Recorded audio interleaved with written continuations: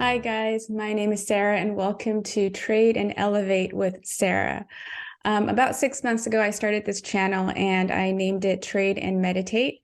I've expanded my horizons and wanted to touch not only on meditation with this community, but also the concept and notion of elevating your whole life, your mindset, your trading, your lifestyle, just about expansion and growth. And I'm really excited about this new direction because it really is about what I'm passionate about, which is just bettering myself. And trading has really opened up a whole new aspect and view for me of how we can all achieve our financial dreams and goals. And for me personally, achieving financial freedom isn't about just being able to buy the shiny new car and the house, and all those things are great, but it's about opportunity. It's about being able to choose where you want to go because you are empowered to not only have the resources, but the ability to sustain and fund and provide for the life and the kind of lifestyle that you want. So Trade and Elevate speaks that to me. It's the mission that I am so passionate about.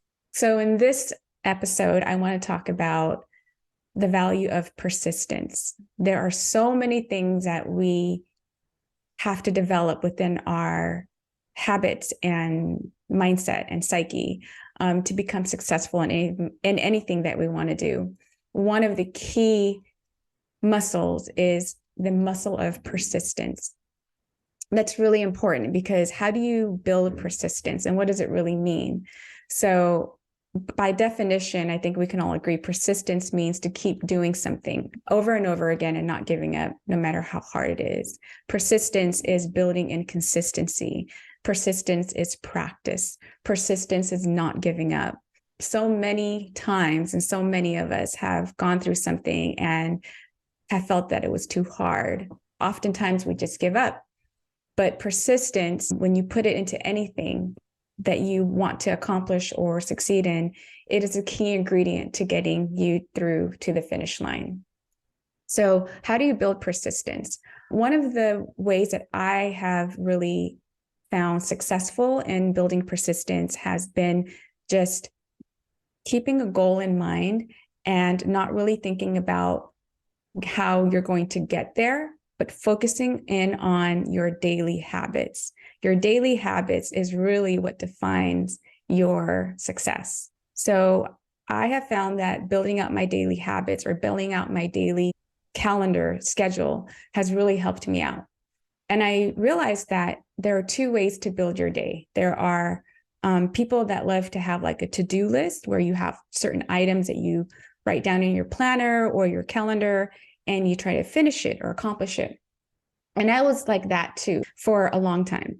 But recently, in the past, I would say 6 months, I have changed my habit of tracking to-do lists to actually scheduling time blocks on my calendar. So you can do this too. You can get a planner, or you can just use your phone, your calendar app. If you put on your calendar and you try it for the first week, let me know how this goes for you.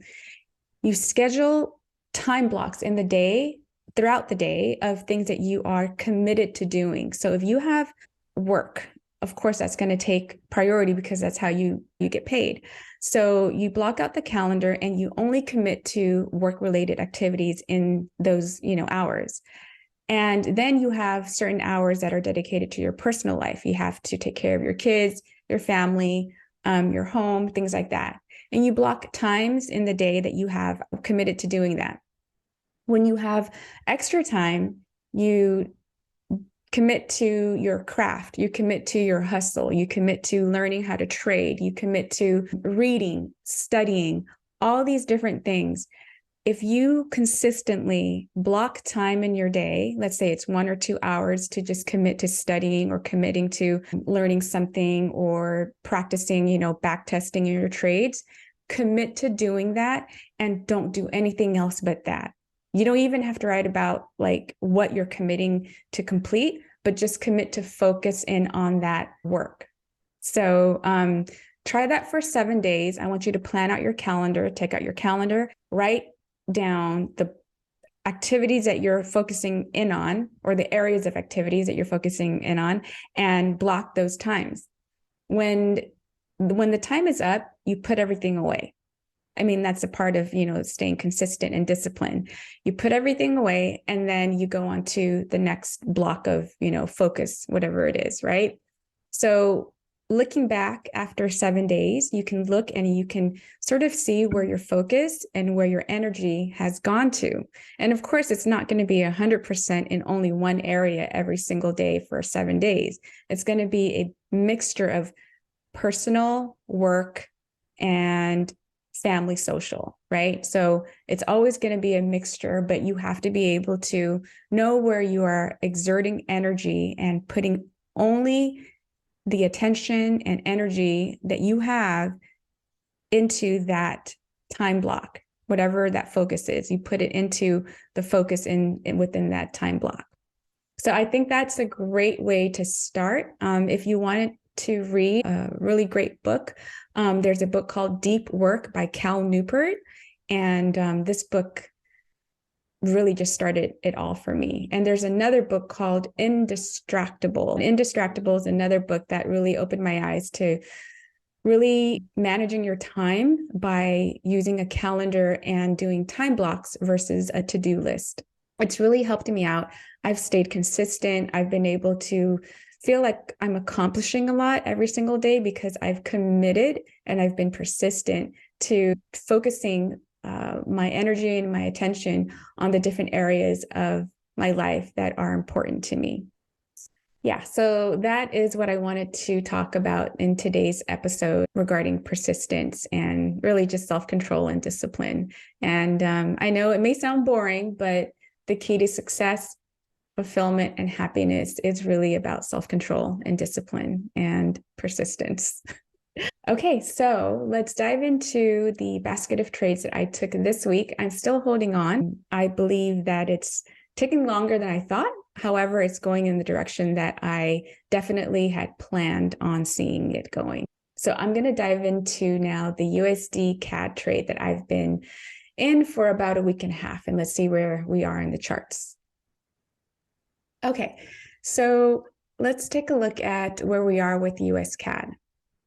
I love trading with support and resistance, but lately I've also been able to use the trading strategy called the Elliott Wave into my chart and my technical analysis. So if you're familiar with the Elliott Wave, it's basically indicators of where the market is going based on the impulses and corrections that are made with price movement.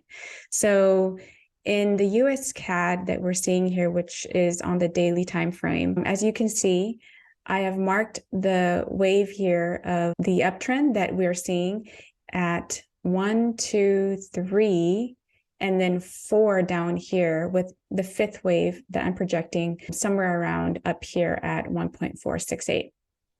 So where I got in for a buy is after we saw this wedge in the correction between wave 3 and wave 4. Where I got into this buy was shortly after it started taking off, after the wedge, and price started to break through the wedge, retest, and then start to shoot up.